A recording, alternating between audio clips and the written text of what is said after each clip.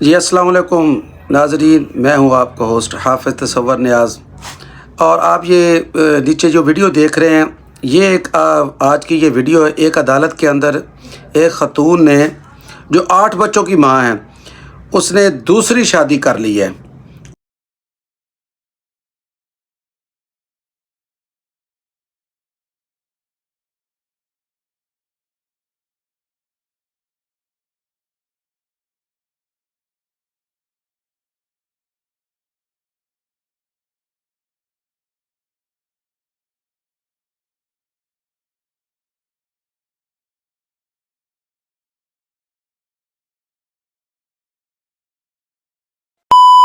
اور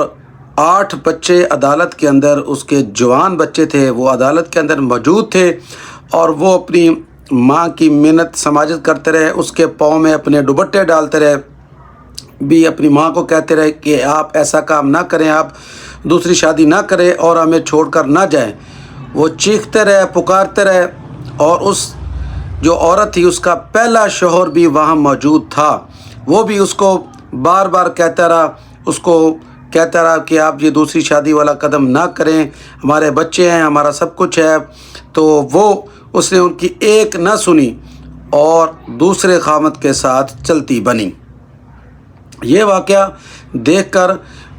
انسان کو یہ محسوس ہوتا ہے، یہ پتہ چلتا ہے کہ آج کل کے دور میں یہ اب اس کے بارے میں کیا کہا جا سکتا ہے کہ 8 بچوں کی ماں، اس کے پیچھے کیا واقعہ ہے؟ گھریلو ناچاکی ہے، تشدد ہے، لڑائی جھگڑا ہے، یا کیا ہے؟ لیکن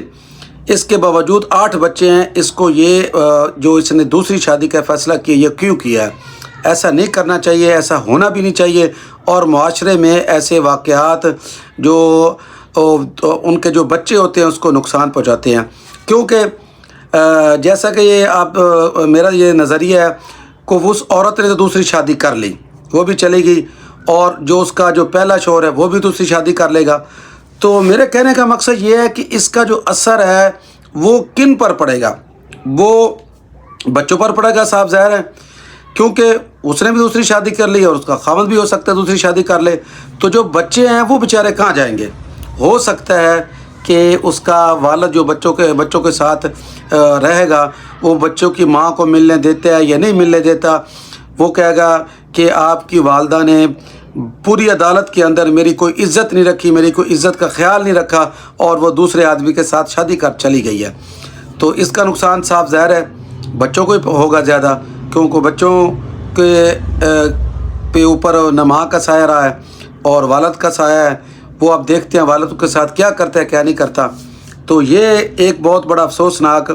واقعہ پیش آیا ہے، اور یہ سوچنے کی بات ہے کہ ایسا ہمارے معاشرے کے اندر کیوں ہو رہا ہے، ہونا بھی چاہیے یہ نہیں ہونا چاہیے، اور کس وجہ سے یہ ہو رہا ہے؟ اس کے بارے میں آپ سب کی رائے ہے، آپ کیا رائے دینا چاہتے ہیں کہ یہ واقعہ کہ اس کا اثر کیا پڑے گا، اور بچوں پر کیا پڑے گا، اور جو اس کا پہلا خاوند اس پر کیا اثر پڑے گا، اور جو وہ چلی گئی دوسرے خاوند کے ساتھ، اب اس کی وہ کیسی زندگی گزرے گی؟ اس کی رائے آپ نے ہمیں کمنٹس پہ بتانی ہے